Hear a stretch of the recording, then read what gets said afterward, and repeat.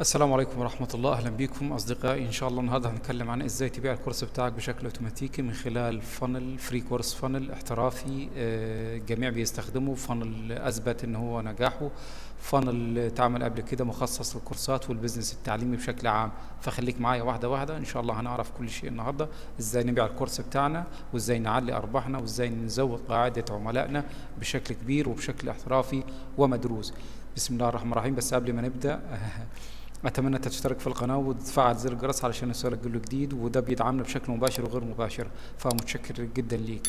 بسم الله الرحمن الرحيم. ازاي انا عندي بزنس تعليمي كشخص مدرس لغه انجليزيه على سبيل المثال، او شخص عنده خبره معينه على سبيل المثال، وحابب ان انا ابيعها في شكل بزنس تعليمي او في شكل بزنس معلومات او في شكل كورس على سبيل المثال.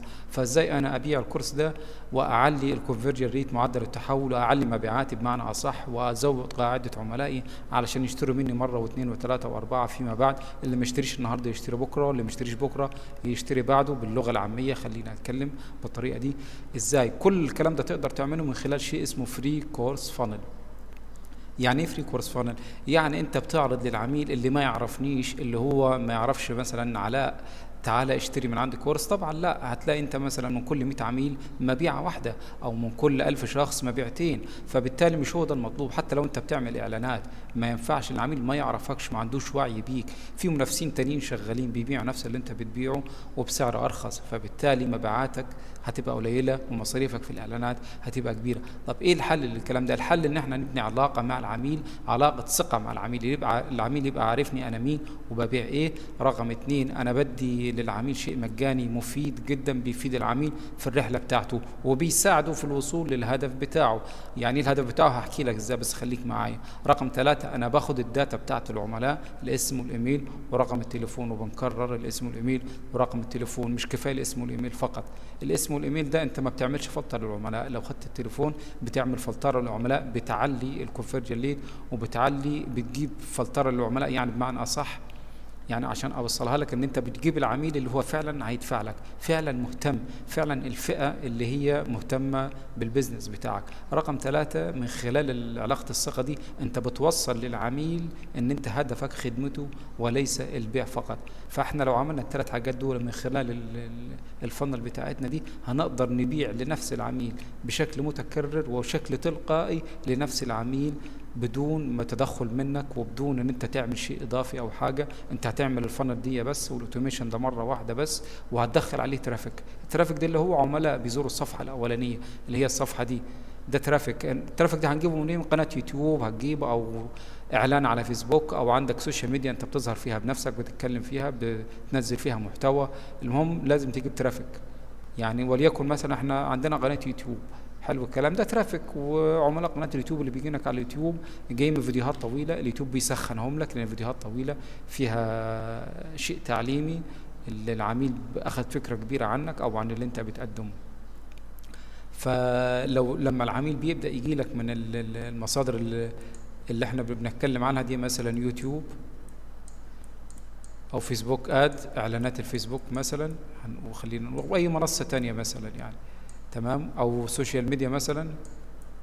فشوف انت برضو الانسب بيك واعمله. احنا خلينا مثلا هنقول ان احنا عندنا يوتيوب، قناة يوتيوب بننزل فيها معلومات وفيديوهات عن الشيء اللي احنا بنتكلم فيه. وخلينا ناخد مثال عن شخص بيبيع كورس لغة انجليزية، عنده قناة يوتيوب وبيدي فيها فيديوهات تعليمية وكده. فالشخص دخل على الصفحة الأولانية دي عندك انت، ادينا اسمك وايميلك علشان تاخد فيديو اللي بيعلمك اللغة الإنجليزية بشكل مجاني.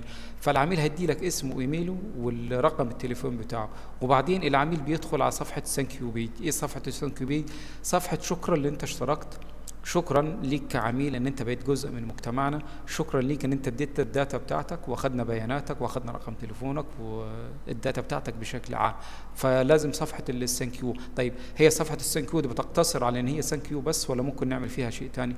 لا طبعا انت ممكن تعمل فيها شيء تاني. ممكن تعرض عليه منتج رخيص ب$7 او $9 او اقل كمان لو حبيت. ليه؟ لان احنا كل العملاء اللي بيسجلوا في الصفحة دي لازم هيخشوا للصفحة دي، ولكن كل العملاء اللي هيسجلوا في الصفحة دي مش شرط ان هم يفتحوا الايميل بتاعهم.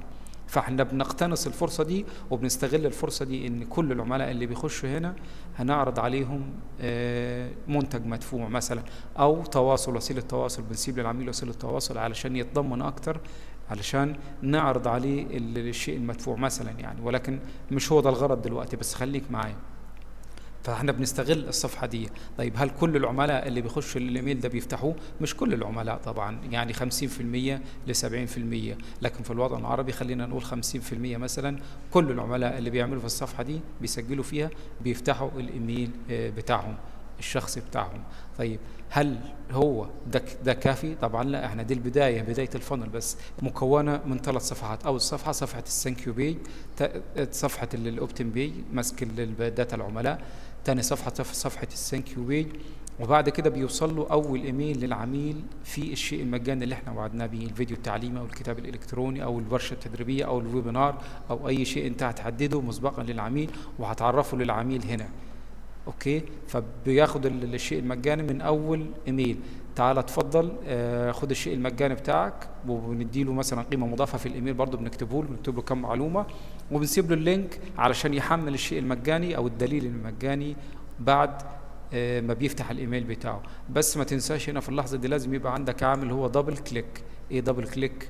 يعني يضغط على الشيء المجاني ده او لينك التحميل مرتين. ليه؟ علشان تتاكد ان العميل ده ساب لك ايميله الصحيح مش ايميل الوهمي، لان في عملاء هنا بتكتب لك الايميل الوهمي علشان يخش يحمل الشيء المجاني وهو مش عايز يشترك عندك، فهيتحسب عليك سبسكرايبر وهو اساسا مش سبسكرايبر، هو شخص وهمي يتحسب عليك. فانت لما بتخليه هنا دبل كليك، السيستم اللي انت بتعمله دبل كليك ده بيتاكد ان هو فعلا شخص حقيقي. فلو شخص مش حقيقي مش هيعرف يحمل الكتاب، وبالتالي هيتلغي بشكل اوتوماتيكي من الليست عندك. فلو عملت له دبل كليك هيكون شخص حقيقي، الشخص الحقيقي هيحمل الشيء المجاني وهياخده. بعدين خلاص بقى احنا بنبتدي بنعرض عليه بقى السيستم والاوتوميشن بتاعنا.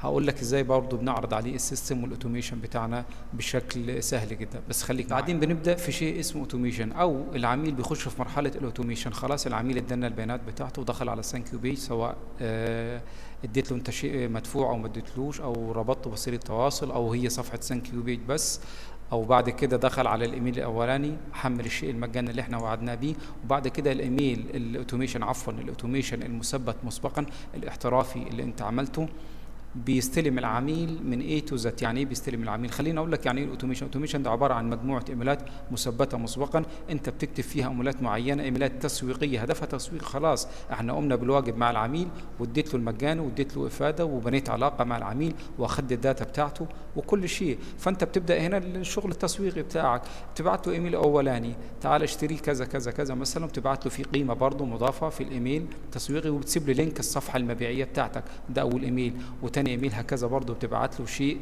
توعوي تعليمي تثقيفي، وبتسيب له برضه اللينك بتاع الصفحه المبيعيه بتاعتك.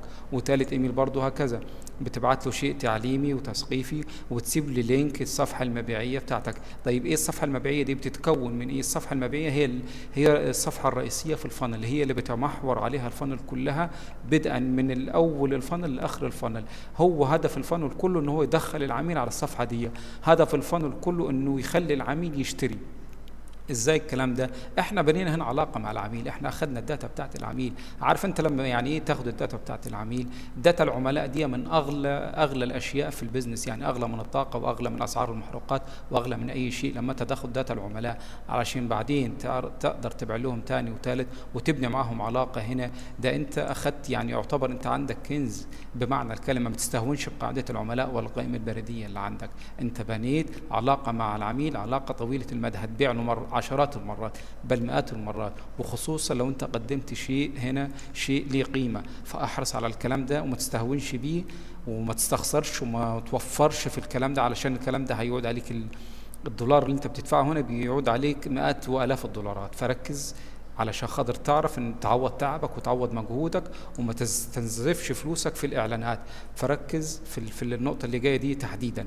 الاوتوميشن التسويق اللي احنا هنا حطيناه ده هدفه ان هو يشتري يبيع المنتج الرئيسي او الكورس الرئيسي المدفوع للعميل.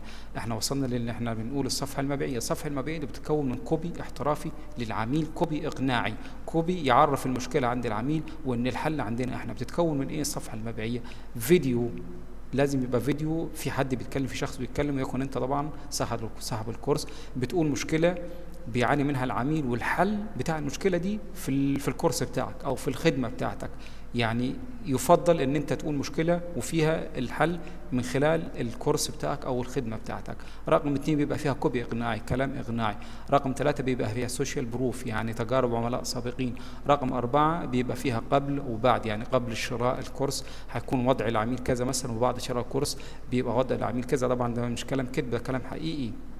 العميل هيحصل على ايه في الكورس. بتكتب مثلا محاور الكورس، عندك 8 محاور او 7 محاور، وكل محور بيتكلم عن ايه. عدد المحاضرات برضو انت بتكتبهم، بتكتب كل شيء في الصفحه المبيعيه. فالصفحه المبيعيه دي بيعملها لك واحد مختص، ولو انت عندك خبره برضو انت ممكن تعملها عادي، ما فيش اي مشكله، بس لازم تتعمل الكلام ده. الفانل دي انت ماكينه فلوس، هو احنا زي ما بنقول يعني الفانل هو مصنع المال الدائم. انت شوف انت دخلت العميل في ايه وما كانش يعرفنا، فالعميل جاي لك من فيديو على اليوتيوب او جاي لك من اعلان او شيء، تعال اتفضل خد شيء مجاني، احنا مش عايزين منك حاجه، مش هدفنا ان احنا نبيعك ولا ناخد منك فلوس. وبعدين بنقول له احنا شكرا ان انت، شكرا بقيت ان انت جزء من مجتمعنا، بنقول له شكرا. وبعدين تعال اتفضل الشيء المجاني اللي احنا وعدناك بيه. وبعدين يفضل انت قبل الايميل ده برضه تبعت ايميل تاني ليه، ايميل توعوي او ايميل تثقيفي برضه، ما فيهوش شيء مجاني ولا فيه شيء مبيعي. يفضل يعني لو مش عايز تعمله ما تعملوش، ولكن يفضل ان انت تبعت له ايميل تثقيفي وتعليمي يستفيد به العميل. وفي وسيله تواصل يفضل برضه تحط وسيله تواصل عشان العميل لو عنده سؤال يبعته لك، لو عنده مشكله يسالك عليها وانت تحلها له، وهكذا. وبعد كده بتبعت له الاوتوميشن المدروس، بيبدا يشتغل عليه بشكل اوتوماتيكي وتلقائي من النفس، وبيعرض عليه الكورس المدفوع بتاعك. وبالطريقه دي انت معدل تحولك بتاعك هيزيد بشكل كبير انت لا تتوقعه، ارباحك هتزيد، البراند البيرسونال براند بتاعك هيزيد، وهيبقى في حته تانية زي ما بيقولوا يعني. فاتمنى تكون الصوره وضحت وما تاخدش الكلام ده باستهانه. ركز في الكلام ده. الفانل هو المستقبل، الفانل هو اساس المبيعات، هو يزود مبيعاتك. بشوف ناس كتيره جدا والله العظيم وبيصعبوا علي، بيعملوا اعلانات على الفيسبوك وبيصرفوا فلوسهم على الاعلانات، ومش عامل حتى صفحه هبوط. يا سيدي ما تعملش فن، بس اعمل حتى صفحه هبوط، تعرف للعميل انت مين، تشرح الخدمه بتاعتك بشكل احترافي. مش عامل الكلام ده خالص، هو عامل اعلان، حتى السكريبت بتاع الاعلان والكوبي بتاع الاعلان عامله بطريقه سيئه جدا. فبالتالي العملاء بيخشوا له على الرسائل الماسنجر، بيسالوه كم سؤال وبيسيبوه بيروح للمنافس زي ما احنا بنحكي. مش انت بس اللي انت بتبيع كورسات، ومش انت بس اللي بتبيع خدمات، في غيرك. السوق مزدحم وكل يوم المنافسه بتزيد والمبيعات بتقل. فبالتالي لو انت ما اشتغلت بشكل مدروس واحترافي البيزنس بتاعك مش هيكبر، وهيفضل محلك سر، وممكن لا قدر الله تخسر. فاهتم بالكلام ده. شكرا جدا على المشاهدة، وأتمنى أن تكون تعمل متابعة للقناة، وإن شاء الله أشوفك فيديوهات جاية. السلام عليكم.